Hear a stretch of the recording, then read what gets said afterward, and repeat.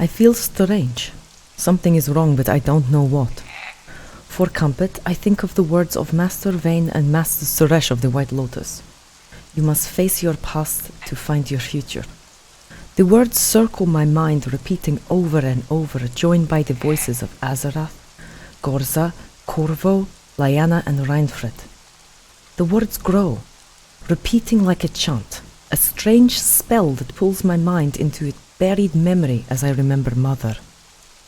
I feel so much pain and guilt that all other thought is lost. I was the product of her work. The noble that made her with me didn't want me. She couldn't afford to keep me, but somehow she wanted me, despite it all. I grew up in Street Alley and took what we needed to survive. It was always me and her against the whole city, perhaps all of Stygia.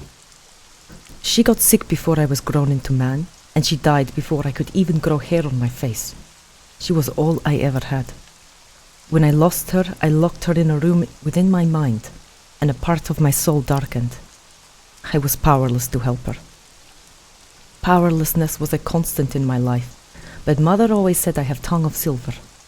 I was often in bad situation and able to talk my way out of it.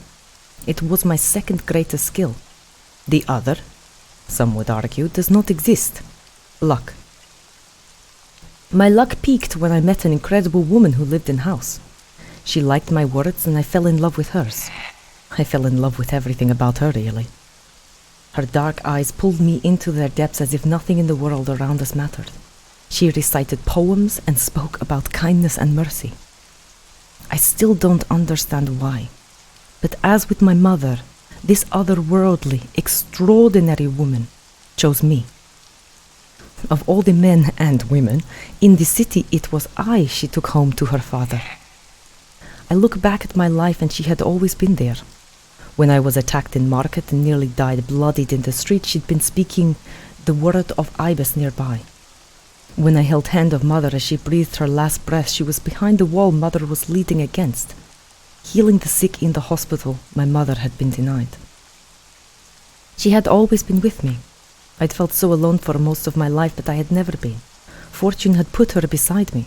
I just never knew it until I met her. Her mother had died bringing her into this world, but still, I saw tears on her cheeks when I told her what it was like to have a mother like mine. Her father had never married again. She and I were both shaped by women who had changed our life too much to quantify. We shared so much that it was bizarre to think how different our lives had been. We'd known each other for only weeks when she gave me a ring to give her. She told me to give it to her and to tell her to be my wife. I didn't. I couldn't. For the first time in life, I was unable to speak.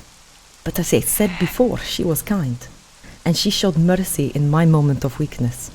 She asked me to be hers. I said yes too many times to count. Luck had brought me here. I lived under roof while her father was away, but better than it all was that I lived in her arms. Every waking moment I wanted to be near her. I never wanted to spend a moment away from her. So when we went together to temple, I learned about Ibis, a goddess of protection and knowledge. She had one sibling, a sister. Her sister wanted to get to know me, so we set up a day for it. If you don't know that this story ends in sadness, then you've never thought to ask where was my fiancé, and why would I ever left house to live in dripping cave in land of demons? So of course, this is where my second talent ends, where all of my luck dies. Her sister took me and fiancé to what she said was her favorite place. By the time I realized it was temple to set, it was too late. She told me that her father's money would never go to me, but to her. She said that she should not be denied it because she was a woman. I agreed. Me and fiancé both agreed. We told her to tell father that she shouldn't be written out of will because her sister marries, but she said she already had. And then she plunged dagger into my fiancé's chest. It was too fast. I hadn't ever thought anyone could kill their own family, especially not my fiancé. I couldn't stop her. I was powerless. Again. I cradled her body as a dagger then came down to me. I did nothing. My life was dying in my arms. But I did not feel the sting of her dagger.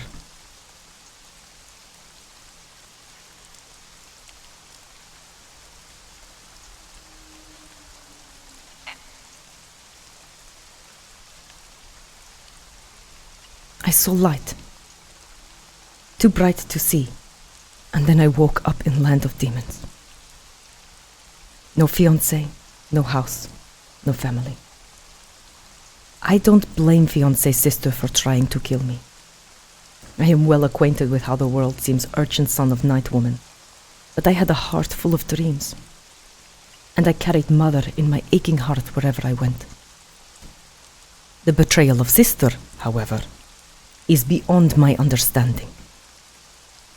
It was for that I would never forgive her. I locked the sliver of my heart that remained as only a pinprick of the light in my darkened soul. I never deserved the incredible women in my life, and in the end, fortune proved it so. I ask myself, why had bright light saved me, but not the one more deserving? Why not my fiancé? Or better yet, why not mother? She never lived a life of goodness, only misfortune. Fortune had never been so cruel as to save me, not them.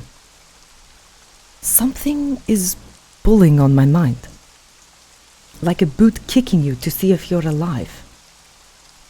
I feel too tired to wake, too distant from waking to open my eyes. And then I realize where I am. I am not in beautiful monastery drinking tea, not fiancé's house or temple, not holding mother's shaking hand, not even standing with a sword in my hand as I was but 1 moment ago. I am on my back, lying on the wetness of my own blood. I am dying.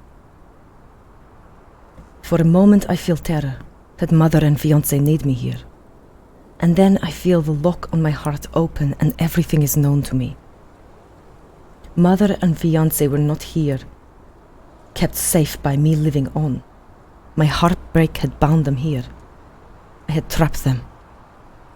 I feel the darkness of my soul grow bright, like sunlight in midday across the desert, blinding.